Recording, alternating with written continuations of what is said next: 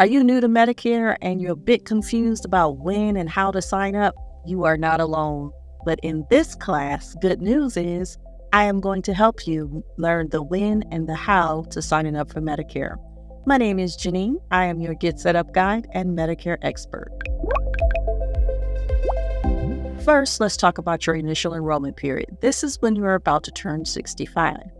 The initial enrollment period is 3 months before you turn 65, the month you turn 65, and 3 months after you turn 65. That is what is called your initial enrollment period. If you do not have coverage through an employer that's just as good as Medicare, you're going to want to sign up at this point because this is when you will avoid those late penalties. Now, if you miss the initial enrollment period, there is also what's called the general enrollment period. Your general enrollment period is going to be January 1st through March the 31st. Now, you can sign up and it will start the month after you sign up, but you will have late enrollment penalties, unfortunately. The late enrollment penalties will be from Medicare Part A, Medicare Part B, and Medicare Part D. And also, unfortunately, the late enrollment periods for Part B and Part D last throughout the entire time you have Medicare. So there is your initial enrollment period, which is the best. Then there's the general enrollment period. And then after that, you have what's called your special enrollment periods. They are special because you have a circumstance or situation in your life that opens up this opportunity for you. So let's say that you are a 70-year-old person and you've just decided that you want to retire and your employer is not going to offer you any kind of coverage. You have an opportunity to sign up for Medicare at that time during your special enrollment period. So as long as you've had coverage for your medical and for your prescription just as good as Medicare, you will not have any type of late enrollment penalty. So that is one type of special enrollment that you may have. Another type is, say that you lived in Florida and now you want to move to Michigan. That you will have what's called a special enrollment period for that also. That will give you an opportunity to move from a plan that is local to Florida to a plan that is local to Michigan.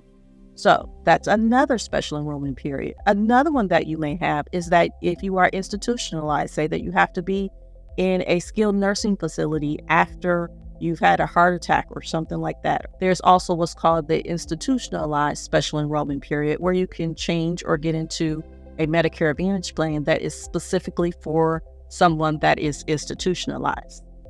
Another type is if you have Medicaid, you have a few times throughout the year that you can change your plan if you have Medicaid, or if you have what's called a low-income subsidy. Low-income subsidies help with your prescription drugs. You will also have a special enrollment period, which will also give you an opportunity to change your plan throughout the year. Another one, now this one I think is really important. For people that have a Medicare supplement plan and you decide that you want to try out a Medicare Advantage plan, and within that first year you decide this Medicare Advantage plan is not for me. I love my supplement plan. I want to go back to my supplement plan. Well, you do have a special enrollment for that also. It has to be within the year that you've switched from your Medicare supplement plan to a Medicare Advantage plan. Now, this is really, really important. It cannot be a full year. It's going to have to be within that 11-month period. So let's just say that you decided that you wanted to switch over to a Medicare Advantage plan as of January 1 of 2024. And then you want to switch back into a supplement plan because you didn't like the Advantage plan. You are going to need to switch back into your supplement plan before December the 1st or by December the 1st. If you do it after that, you will have medical underwriting. And so medical underwriting is a whole different ballgame. But I do think it's important that you understand that you do have the ability to try out the Medicare Advantage plan if you are in the supplement plan. The only thing that may be a difficulty is once you get out of that plan, you may not have prescription drug coverage for a month there because your new plan, your new prescription drug coverage wouldn't start until January 1. So that's something to keep in mind. And then finally, if you are in a disaster area and it has been declared a disaster area and you could not sign up for Medicare, then you're going to also have a special enrollment period, which will give you an opportunity to sign up for Medicare at that time without any type of penalties also.